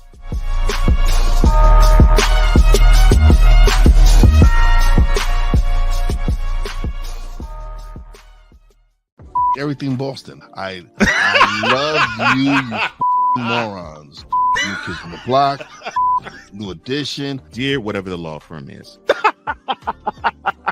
Sincerely, the U.S. Supreme Court. Ben Affleck, Matt Damon. Go yourself again, Jason Whitlock.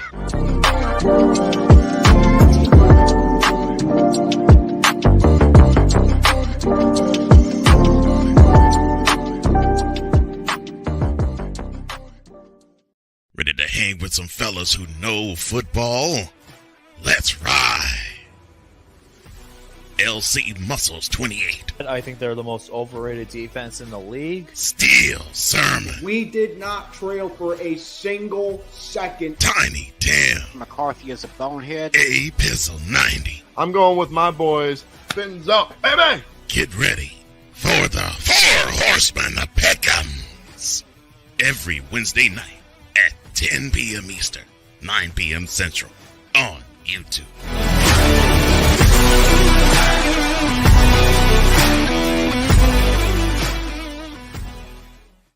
Poppy J. You got the option to cry for the government. You got the option to protest. You got the option to keep buying, but this is also an option. Wise El Jefe. We're the first tech geeks. We're the first gamers. We're the first everything. Everything. Like Gen X's, we are the ones. BS3 Network proudly presents the crew from the New York boroughs who never wants that smoke. Nah, they want that fire. Poppy J and Wise El Jefe. Fridays at 9 p.m. Eastern, 8 p.m. Central. Check your local listings for your viewing and listening pleasure.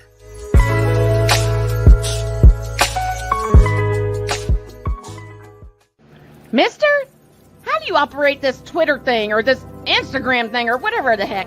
You're supposed to know all this stuff. Anyway, welcome back to the show.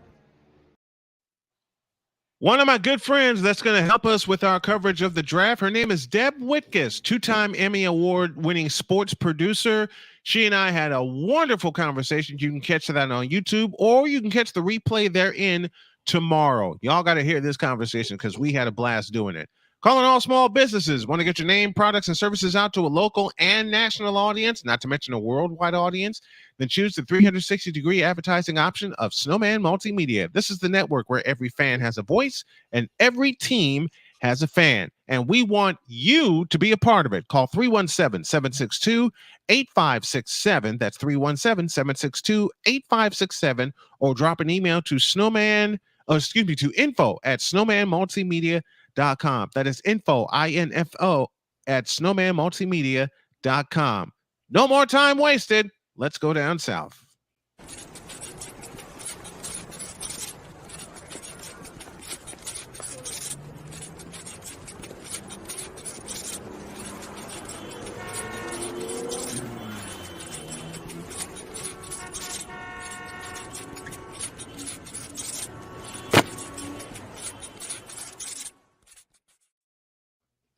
Let's go down to Wake Forest area, and please help me welcome Jay Spivey as he joins us this afternoon. How are you, my man? Good afternoon, sir. How are you? I'm doing good. How are you? Doing well. Now, Jay said something to me in a text message, which I totally agree with, and I know he's going to agree with what I said earlier. We'll start with the women's basketball tournament. I don't care how great you did during the season, when you go up against a juggernaut like South Carolina and you get drilled by 47 points, you ought to be embarrassed. Mr. Spivey? You know, because I texted you about this yesterday afternoon. Yep. And I've gotten some bit of pushback on it because everybody says that Carolina had injuries. Well, I'm sympathetic to that. But I don't care how many injuries Carolina had. No team at North Carolina, University of North Carolina, I mean any sport, with the resources they have, the money they have, the facilities they have, should ever lose by 47 in any sport. Exactly. But yet I keep getting a lot of pushback because everybody was hurt and blah, blah. And it was closer early in the season when they played. So what? That meant nothing in November. And it comes back to a question I posed earlier in the show, and I'll pose it to you right now. Should a coach, especially in college athletics, which is what you and I thrive on, should a coach be measured by his or her in-season success or postseason success? And we are all in agreement, especially now with March Madness going on, that they should be measured for their postseason success. Your thoughts on that? Listen. Because the NCAA has royally screwed up how college basketball is done and played, and it's basically a 6-week sport now. Even though they've expanded it by 3 weeks during the season, from early November until early April now. Yep. And it's really nobody's paying attention anymore because the NFL is destroying in every capacity. But there are a lot of apologists who don't see that, and the NCAA has screwed this up so much. And they can't see that either. Right. So because of their own mistakes, this is what happens. You're right. Almost every coach is going to be defined by his or her success in the postseason, whether you like that or not. And here's the first example that we started with this morning, and we're talking about Kentucky when they got bounced in the first round by Oakland University of Michigan. I was listening to my buddy Ryan Hickey Saturday night when he said boldly that they should move on from John Calipari because you brought a name in John Calipari there to bring you some postseason success, and they only have one championship to show for it. Your thoughts on that? Listen, I was just reading about that, as a matter of fact, and I heard people talking about it all weekend. Because Kentucky has an overinflated opinion of itself. Yep. The fans itself. Mm-hmm. If they do fire him, he has a $34 million buyout. Yep. And who are they going to find that's any better? They're not. They're not. So why go through the charade? Well, it's a common conversation. You and I both know that. You know who the next person should be on the hot seat? Hubert Davis. Well, that ain't happening. I know. Well, I know. We could go back to that, not caring after beating Duke a couple years ago. Yep. Mm-hmm. Yep. And that's the mentality of the Carolina fans. They don't. If it's not Duke, they don't care. That showed this year when they beat. Yeah. I'm hearing it down here. I'm hearing it down here with Wake. Oh, there are a lot of Wake fans who apparently want to fire Steve Forbes, and I don't understand that. Why? People must have a short memory when Danny Manning and Jeff Busdelic were here and ruined the program. Steve Forbes has at least made it a competitive team. Mm-hmm. I mean, there are a lot. I was looking on social media yesterday. There are a lot of people who said, "Well, if he doesn't go to the NCAA tournament next year, we should fire him." Why? I heard that. And that's my question. Why do you all have that opinion? Why? What the hell? When he came in, whatever year, so this is his fourth year? Fifth year. Yeah, the fifth year. I mean, what people seem to forget, I mean, it was as rock bottom of a program as you'll ever see at this high level of basketball. Thank you, Danny Manning, for that. And weirdly enough, I guess ironically enough, in this case, Danny Manning has just now been a part of another team in the ACC. This is rock bottom as you're going to get. Louisville's an embarrassment right now. Yeah. And he was assistant coach here this past season. Mm-hmm. They can't even find a head coach right now. Who would want that job? It is a disaster of a job right now. Who would want that? Who would want that job? That's what it's coming down to. Who would want it? Not me. Not I. The sad thing is Louisville's going to pay you. They're going to pay you. Mm-hmm. But it's obvious nobody wants that job. Yep. And also going to depend, and Victor, you mentioned this earlier, it's also going to depend on how long you stay and what your success rate is. Yeah. Oh, for sure. Well, they clearly made the wrong choice with who they've had the last couple of years. Yeah, they have. I mean, they went with the in-house, well, not really in-house, but a Louisville person, and that was not the right choice. Not at all. And you can see the results there on what happened there. Yep. They can't find anybody there. But again, it's another Danny Manning program. And and then another one. I mean, Danny Manning was at Maryland a year or so ago. Yep. Is it every program that Danny Manning's a part of? Yeah. It seems that way. It seems that way that he ruins programs everywhere he goes. I mean, I go back. I'm sure the Wake Forest fans are going to kill me for saying this, but say it anyway. After his first year or two, when Ron Wellman, who was the former AD at Wake before he retired, for some unknown reason gave him a contract extension when he'd not proven anything, and nobody was after him as a head coach at any other school, and it got him in trouble because they waited to fire him, and finally they had to fire him. Yeah. So they ended up paying him a fortune. I mean, millions and millions of dollars. They had no choice. I mean, they should have fired him after year 2 or 3, but they refused to do it because of the money. Yep. They refused to do it. And we've seen it so many times over in men's college basketball. We see it so many times over.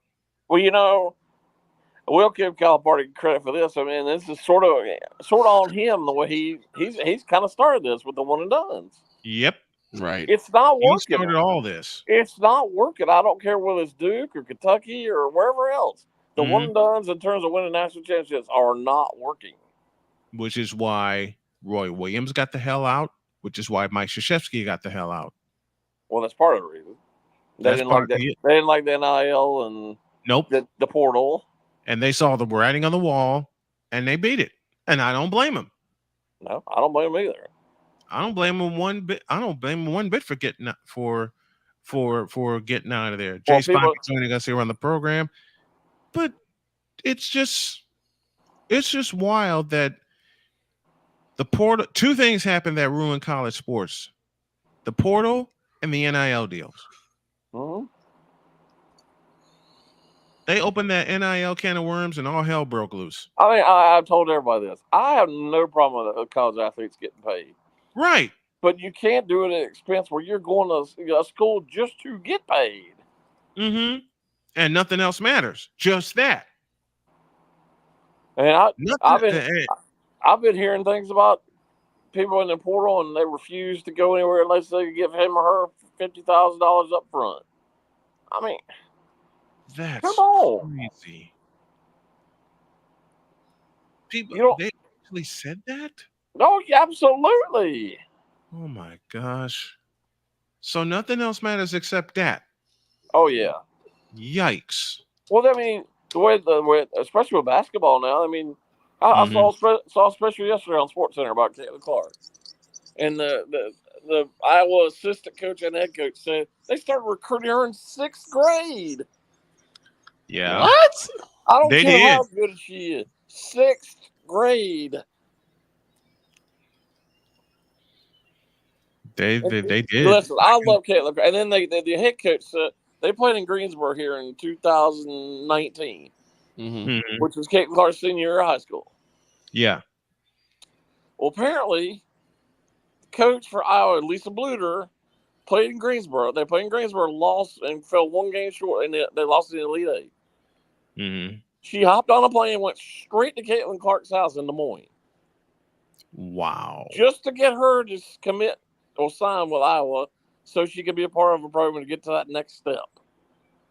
What does that tell you when a 17 or 18-year-old kid or whatever she was at that point knows that a coach of the school you're probably going to go to anyway is going to fly 1,500 miles just to come see me? Mm-hmm. Let me get the big dogs. Let's face it. Let's face it. Caitlin Clark wasn't going anywhere but Iowa. But Iowa, right? Nope. So she milked it for all his words. Mm-hmm. You grew up in Des Moines, Iowa, and you're the best basketball player in the history of the state. You're not going to go to Iowa? Yeah, that's a problem. How big of an uproar would that have been? Yeah. Had she not gone to Iowa? Where's she going, like Nebraska or Minnesota or wherever else? A neighboring state. It'd been bad enough if she'd gone to South Carolina or Southern Cal or UConn or somebody like that. But if she'd gone to a neighboring state, or a rival school like Iowa State. Oh yeah, that's true too. Yeah. Woof. Or a rival school like Iowa State. Very true. How big of an uproar would have been? How big of an uproar would have been had that happened? Well, this is largely on the NCAA, but because they don't know how to govern anything. Nope. No, they don't. They really don't. They haven't for a while. I always go back to what Michael Wilbon says. They're the Barney Fife of college athletics. Yep. They don't govern anything. You get no argument from me. And especially now, when it took year after year after year, when there was overwhelming evidence that Carolina was breaking the rules. Yep. And they went to basically court, NCAA court twice, and didn't even get a slap on the wrist. Nope. The inmates are running the asylum. Same thing for Kansas. Kansas is never going to get in trouble. Nope. Yep. Never. They're blue blood. Arizona's never going to get in trouble. Arizona will never get in trouble. Nope. But if there was somebody like Wake or Georgia Tech or what, they're going to get killed. They're going to get the death penalty. It's just like when it's inevitable the ACC is going to collapse. I mean, it's obvious. I mean, I already saw where It's already rumored where 9 teams are going to leave. I mean, if that happens, Wake and Boston College and Georgia Tech and Louisville and Pitt and 1 or 2 others, they're going to have to find another conference. I don't know where the other conference is going to be. Me neither. Because nobody's after Wake for football. And that collapse started. And this is all about football. And that collapse started with football when they got rid of the divisions. Well, yeah. They got rid of 3 years ago. They got rid of the divisions. You and I saw it and talked about it. Well, the ACC doesn't know what it's doing either. And they haven't for a while. Well, this has been a problem because they didn't envision that, because they want to stick with basketball. Mm-hmm. And look how that's got them in trouble. Didn't envision football at all. And now they have that John Swofford signed that horrible TV deal with ESPN. Oh gosh. And now everybody's trying to jump ship. I don't blame them. Nor do I. They can complain about Clemson and Florida State all they want. They're leaving the conference. Mm-hmm. They're both going to leave the conference. Clemson sued the ACC. ACC tried to sue back, but they have all the reasons in the world to leave. Clemson, Florida State's going to leave. State's going to leave. Carolina's going to leave. Virginia's going to leave. Virginia Tech's going to leave. It's just on and on and on and on. And Miami's going to leave. I mean, it's good. I saw where 9 teams are probably going to leave here soon. Because if one leaves, they're all going to leave. Mm-hmm. Within a year, it's going to collapse. Just like the Pac-10 collapsed. Well, that's their own part too, because they had an even worse TV deal. Yep. And couldn't secure another one because the commissioner was a moron. A big moron. I mean, to let all that go. The member schools hated him, and they would never get rid of him. Which is weird to me, because if you hate the commissioner, who was a moron and doesn't have your school's best interests at heart in terms of getting you some eyes, and yet you won't fire him. Nope. You won't get rid of him. Why? No, makes no sense. Why won't you do that? Makes no sense to me. None. And now it's happening to the ACC.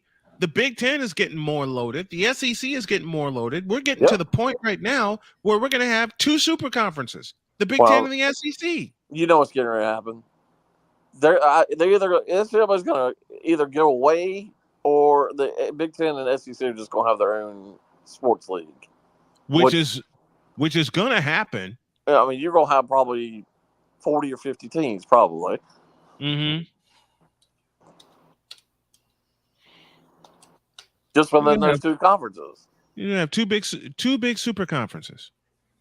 2.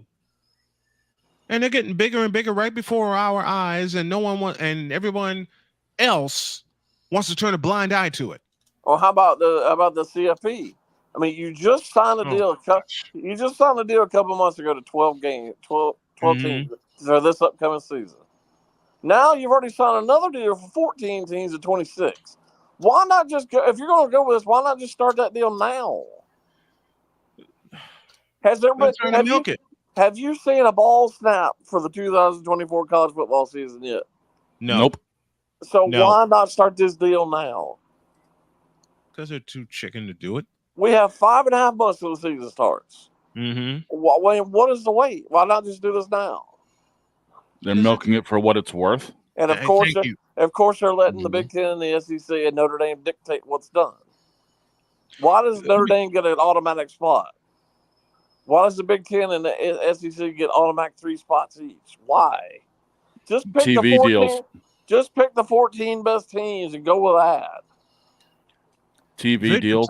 Victor and I talked about this. Let me get Victor's thoughts on this. And it echoes what Jay just said. You pick the 14 best teams.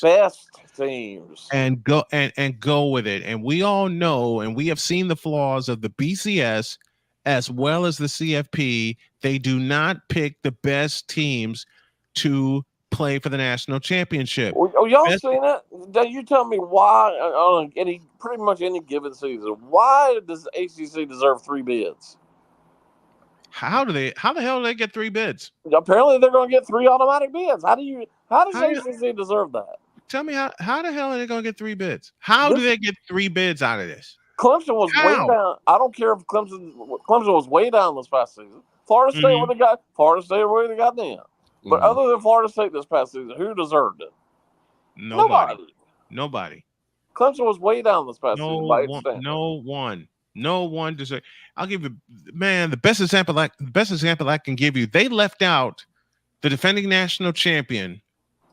And yes, they lost the SEC championship game, but shouldn't they have had a chance with the long winning streak they had to defend their title? Yes. Shouldn't they get it? Shouldn't they have had a Yes. chance?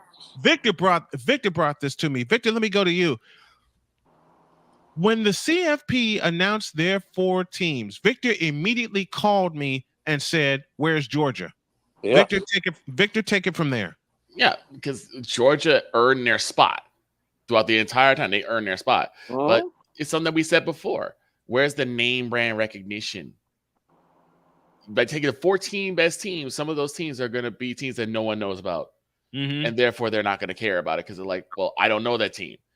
But that's where you get to know the teams that are good. Generally, I mean, obviously the Big Ten is probably the second best conference on an average basis. But pretty much every year, it's mostly Michigan and Ohio State who are the best teams. Yep. And you go to the Western teams. I mean, Iowa's horrible this year. And they got drilled in the Big Ten championship. Well, because they can't score. They got absolutely drilled. Yep. Was that guy in the T-shirt on the Virginia broadcaster in the NCAA tournament the other day? Virginia basketball is the Iowa football. It is. I mean, Snowman, we talked about multiple times how we know people who are like, if this is a team that I don't know about, I don't watch it. Right. Even that team is going on a tear. I mean, an absolute tear. I mean, I heard with you and Mr. Spivey have been talking about Wake Forest and how great they were during baseball.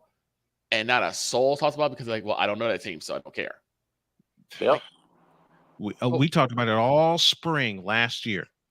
They don't know about it and they don't care.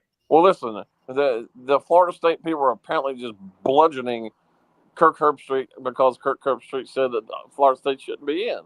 Well, I saw them play. I mean, yeah, they were good, but they're not championship level good. So why put them in just because they won the ACC and went undefeated? Just because you're undefeated doesn't make you better than some other teams. Yep. Just like with this argument this weekend about the ACC's having a great weekend. Well, yeah, they did have a great weekend. They went what, 8-1, I believe. Virginia was the only loss. I mean, yes, that's great. I applaud them for that. But that doesn't mean they had a great regular season. It's totally different. Exactly. It's totally different. And we talked about this at the top of the show that the coaches should be measured by their postseason success, and we touched on it here in this segment. And I want everybody in on this conversation. When they selected the 4 number 1 seeds, the only solid number 1 in the men's tournament was Connecticut. Right. Absolutely. Not wrong. Not at all. Houston was fraudulent, and they proved that last night. North Carolina's fraudulent, and I'll go to Jay in a minute about this because I want him to tear that up. And Purdue is fraudulent as a number 1 seed. What the hell did Purdue do to get number 1? You tell me how the hell you tell me how the hell that 2 big-time conference champions, and I'm talking about North Carolina State and Illinois, NC State gets an 11? That's because of the ACC.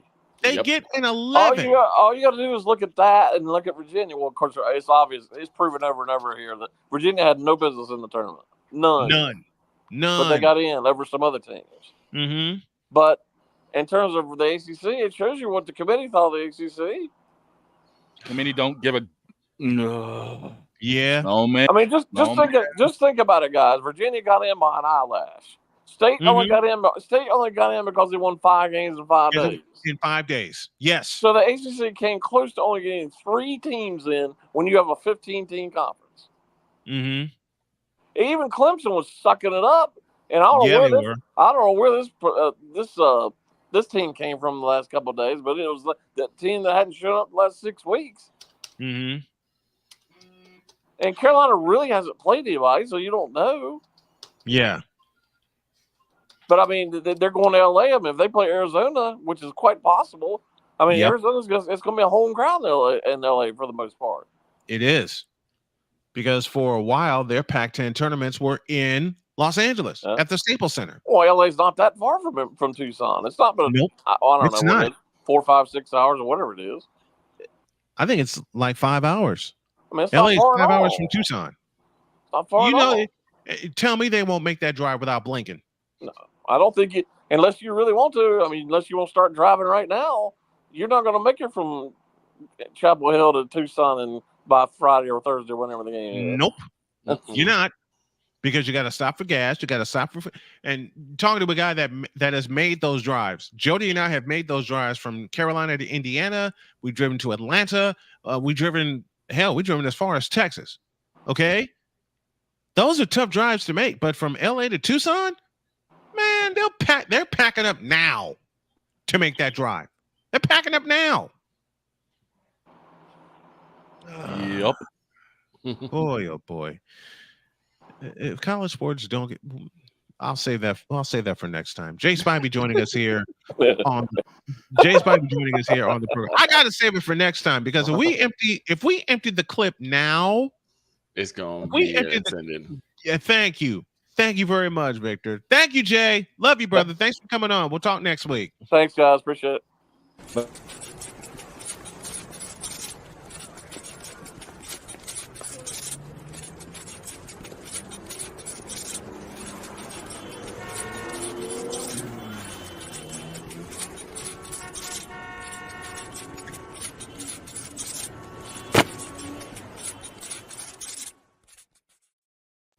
I nearly got in trouble. I think we all did.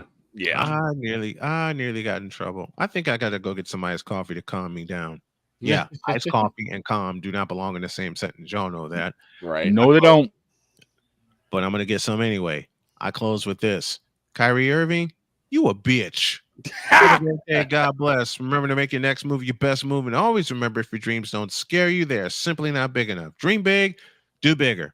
We are, and we hope y'all are too. Football tomorrow. We're out of here. See you then.